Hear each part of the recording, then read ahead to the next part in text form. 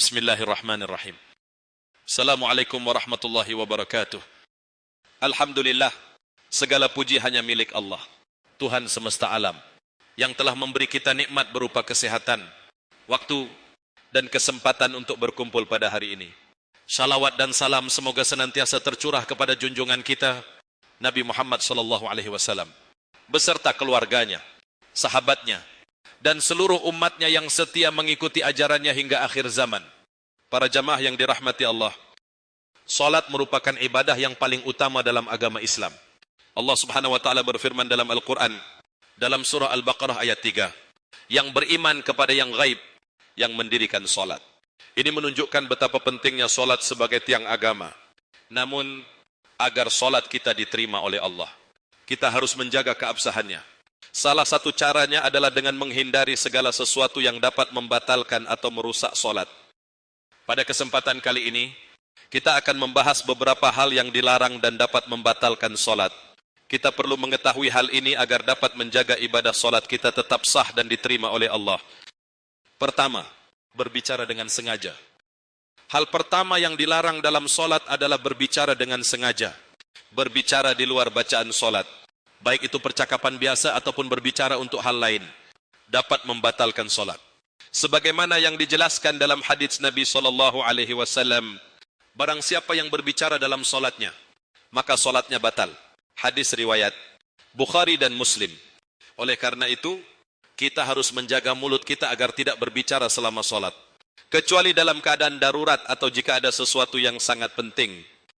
2. Bergerak secara berlebihan. Bergerak dalam salat selain gerakan yang ditentukan dalam rukun salat juga bisa membatalkan salat. Misalnya, bergerak terlalu banyak atau tidak pada tempatnya, seperti melompat-lompat atau berjalan mundur. Namun, gerakan yang sedikit atau dalam keadaan yang dibutuhkan, seperti menyesuaikan posisi, tidak akan membatalkan salat. 3. Makan atau minum dalam salat. Makan dan minum dalam salat dapat membatalkan ibadah ini, kecuali dalam keadaan yang sangat darurat. Ketika kita sedang menjalani ibadah salat, seharusnya kita fokus pada khusyuk dan menghadap kepada Allah.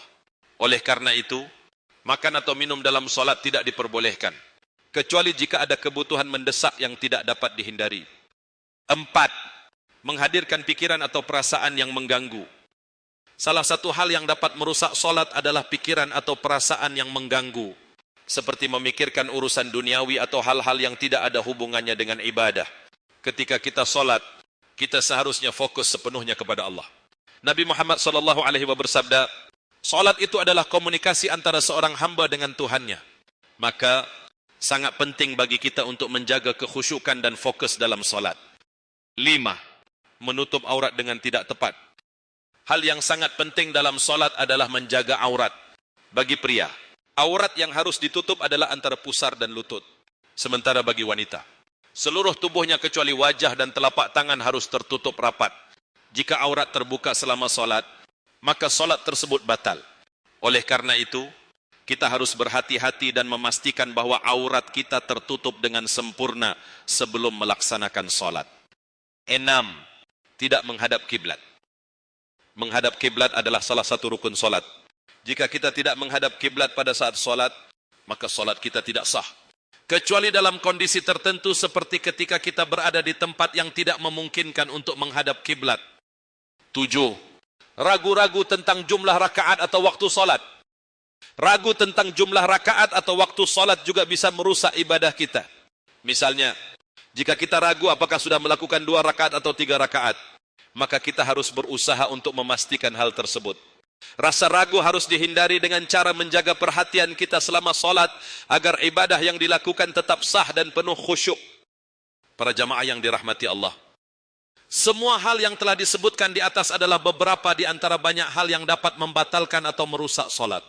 Oleh karena itu, sangat penting bagi kita untuk menjaga dan melaksanakan salat dengan sebaik-baiknya. Ingatlah bahwa salat adalah penghubung kita dengan Allah, dan menjaga keabsahannya adalah bagian dari menunjukkan keseriusan kita dalam beribadah. Mari kita berusaha untuk menjaga salat kita dengan penuh khusyuk, menghindari segala hal yang bisa merusak salat, dan memperbaiki kualitas ibadah kita. Semoga Allah menerima amal ibadah kita, menjadikan salat kita sebagai jalan menuju keberkahan, dan memudahkan kita dalam menjaga keabsahannya.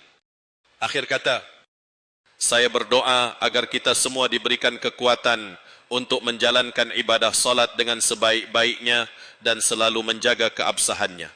Semoga kita semua senantiasa mendapat hidayah dan taufik dari Allah Subhanahu wa taala. Wassalamualaikum warahmatullahi wabarakatuh.